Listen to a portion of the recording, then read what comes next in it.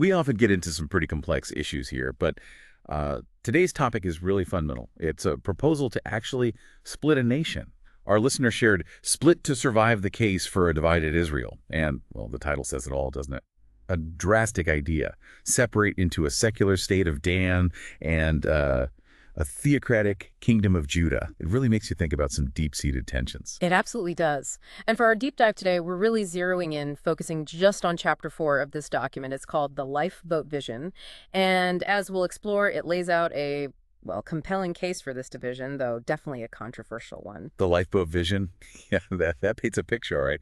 A pretty desperate one needing extreme measures. Yeah. So what's the goal of this chapter then, according to the source? What are they trying to show with this vision? Well, the authors are quite explicit about their mission in Chapter 4. They really want to lay out the potential, the promise, as they see it, of this state of Dan, and also to show the mutual benefits they believe separation would bring. Mutual benefits, okay. Right. But maybe the most critical piece is showing why they think this is urgently necessary to stop Israel, in their view, from becoming a kind of Jewish Iran, which they argue would have these huge negative global consequences. Okay, so our whole focus today is strictly this lifeboat vision, Chapter 4 of Split to Survive, the material you, our listeners, sent in.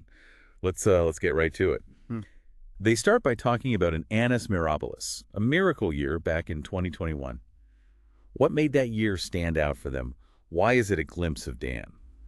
It's interesting how they use the specific period. It was relatively short, the Bennett and Lapid coalition time, but they hold it up as like prime evidence. Evidence of what? Exactly. Evidence of what a, secular, competently governed Israel, the future state of Dan, in their vision could achieve. They frame it as a time of pretty remarkable progress on, well, several fronts. Okay, so paint that picture for us. What were these supposed miracle achievements? What really stood out in the source? Well, a big one they stress is the fiscal turnaround, a really major point.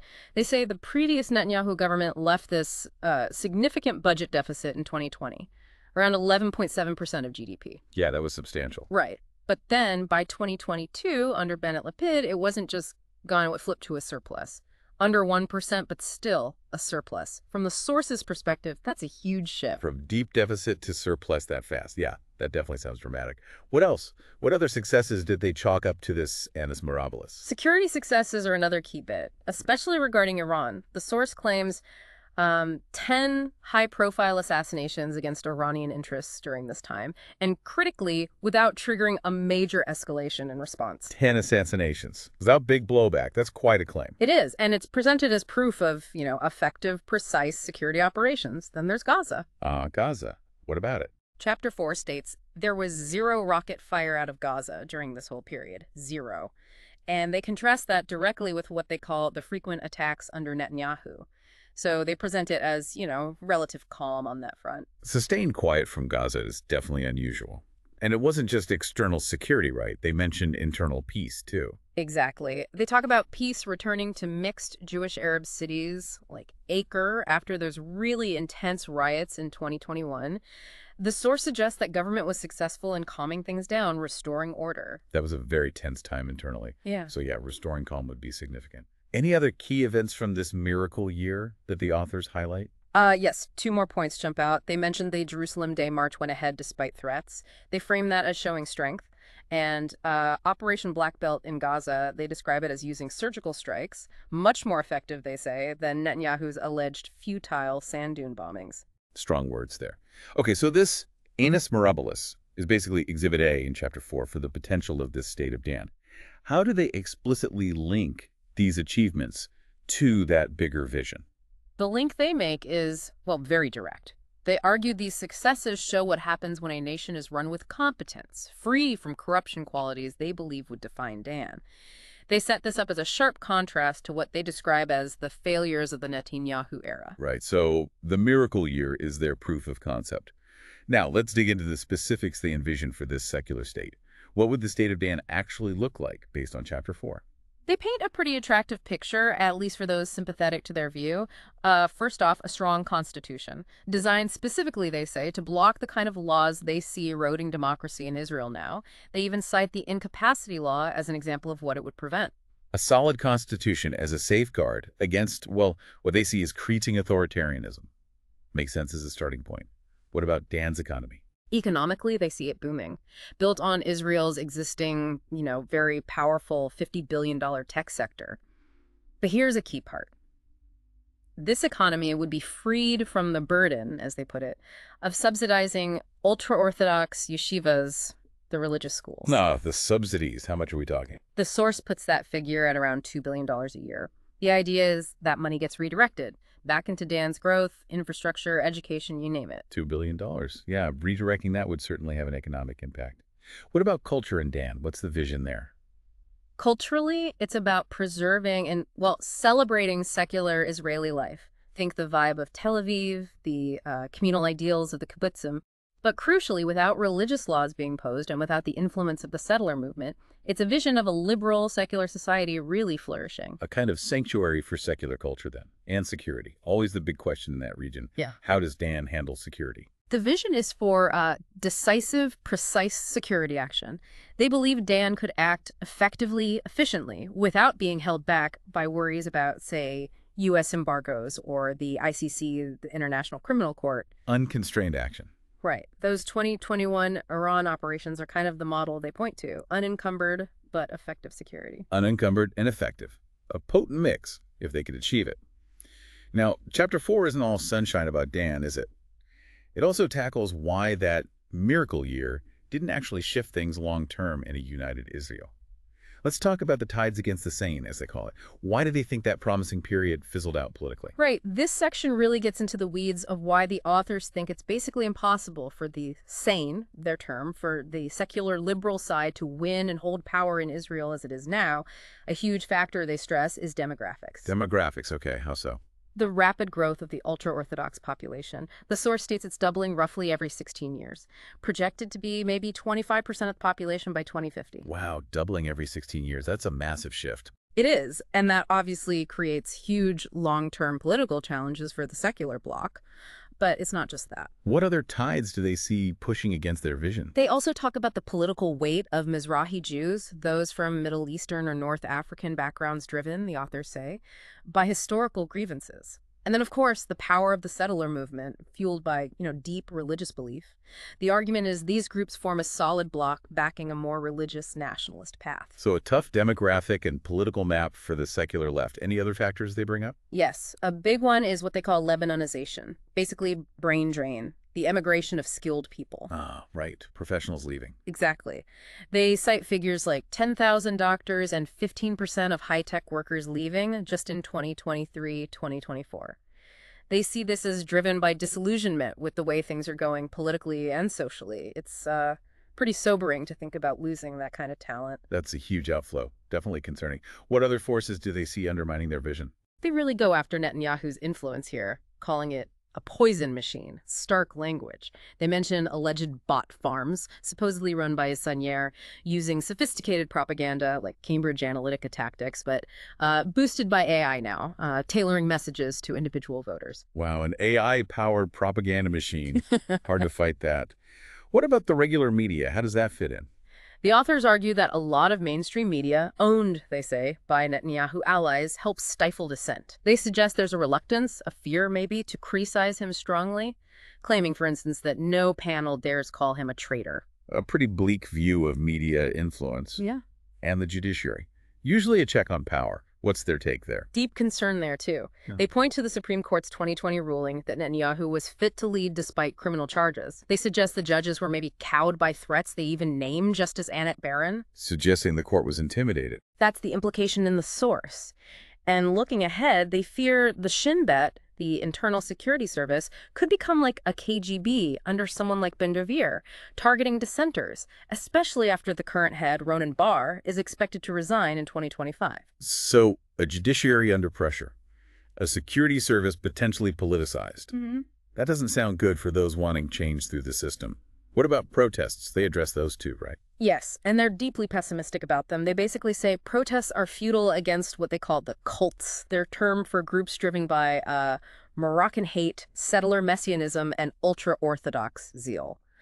They believe these groups, amplified by AI bots, would just crush the Arab-loving Ashkenazi left, as they put it. Very harsh framing.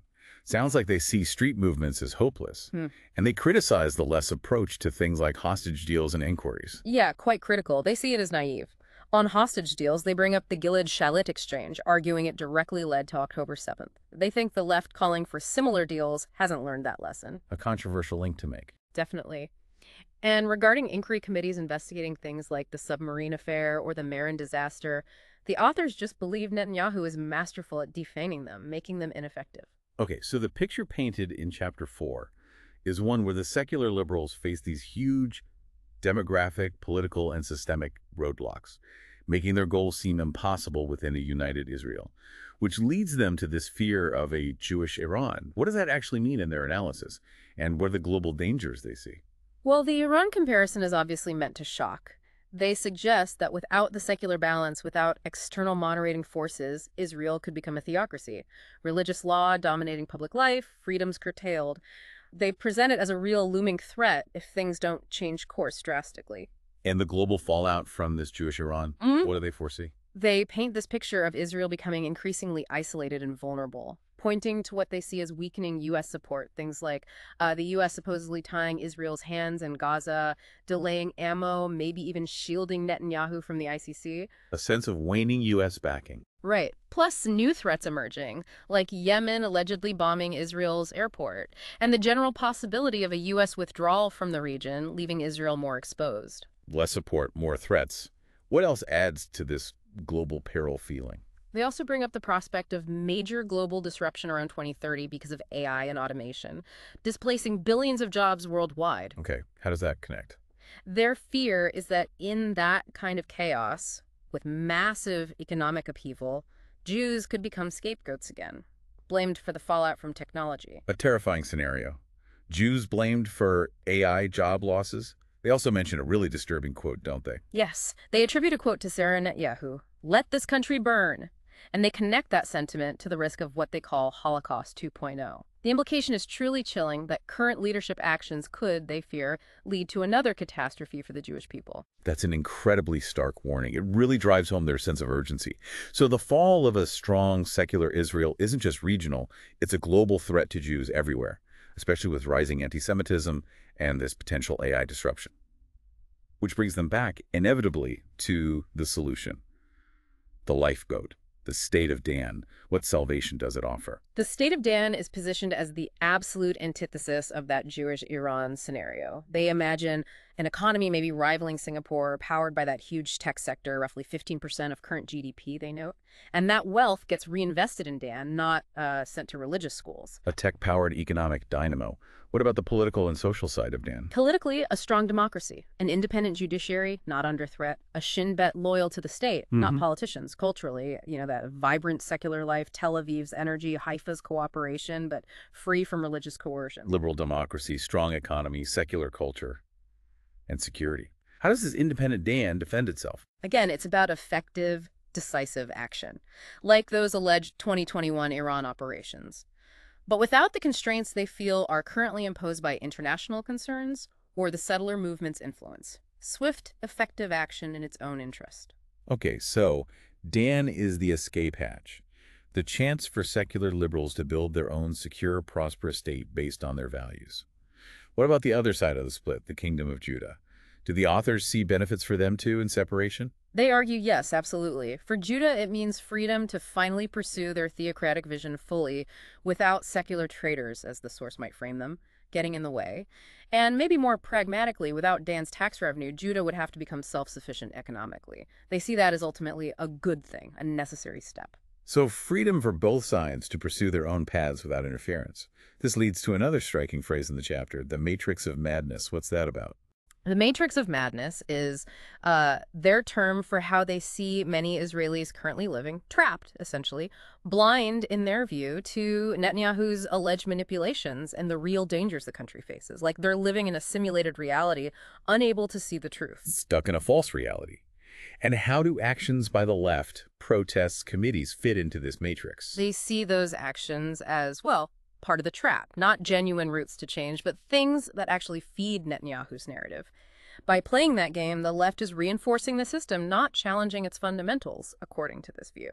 So conventional dissent is not just useless, but counterproductive. What about the government's core support, that unholy trinity they mentioned? Moroccan vengeance, settler fanaticism, ultra-Orthodox greed. They portray that coalition as incredibly solid, driven by deep historical feelings, strong ideologies, perceived self-interest, and crucially, they believe this base is constantly reinforced by those AI bots pushing the narrative, similar, they claim, to Russia's tactics in the 2016 U.S. election. A solid base, supercharged by AI propaganda. What about fighting back legally? Through the courts. Complete pessimism there. Their take is, why bother with legal fights against someone who they believe will just change the laws anyway to suit himself? It's seen as a futile exercise. So existing democratic channels are blocked or compromised, which brings them back to the bigger picture, the global stakes. What's the final warning here in Chapter 4? They hammer home the idea again. Israel's fate is tied to the fate of Jews globally.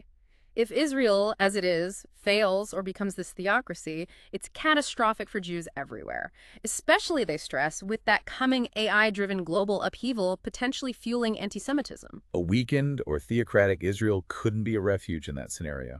Yeah. And they repeat those accusations about Netanyahu allegedly arming enemies. Yes, they bring that up again. The alleged submarines for Egypt, F-35s for the UAE, Qatari cash, arguing these actions have actually strengthened those who might threaten Israel. A leader undermining national security. That's the charge. And is there a final trigger point they worry about, something that could set things off? They point to Al-Aqsa in Jerusalem, the constant sensitivity there. Any major incident or change to the status quo could, they warn, easily ignite a much wider conflict, regionally, maybe even beyond. An incredibly volatile mix of internal and external pressures, which leads right into the chapter's conclusion. Board the lifeboat. What's the final urgent message? It circles right back. The State of Dan isn't just a nice idea, it's the last hope for secular, liberal Israel. Built on the legacy, the glimpse they saw in that Annus Mirabilis, they lay out a stark choice. Board the lifeboat to Dan for the sane, as they term them, or face this Jewish Iran scenario, engulfing everyone. It ends with this really intense call for the 10%, the ones they think see clearly to act now decisively or risk, well, annihilation. A dramatic, urgent, almost desperate conclusion to Chapter 4, laying out an incredibly high-stakes choice. Indeed. Chapter 4 of Split to Survive presents a very vivid and obviously highly critical analysis, and it frames this idea of dividing the nation into Dan and Judah as not just an option, but an absolute necessity for the survival of a large part of the population as they see it. It certainly gives you a lot to think about. The sheer radical nature of the solution proposed, the factors driving this perspective, and the potential consequences down the line of such a split for the region, for Jews worldwide. It's deeply complex and frankly quite unsettling to consider. Absolutely. And it's crucial as you listen to weigh these arguments, the evidence presented by the authors in this chapter, and think about the potential ripple effects, whatever your own views might be on Israel's internal politics or the broader conflict. We've definitely gone deep into this specific chapter today. We really encourage you to keep thinking about these challenging, profound ideas. And please join us next time as we explore another facet of the material our listeners shared. Until then, keep exploring the depths.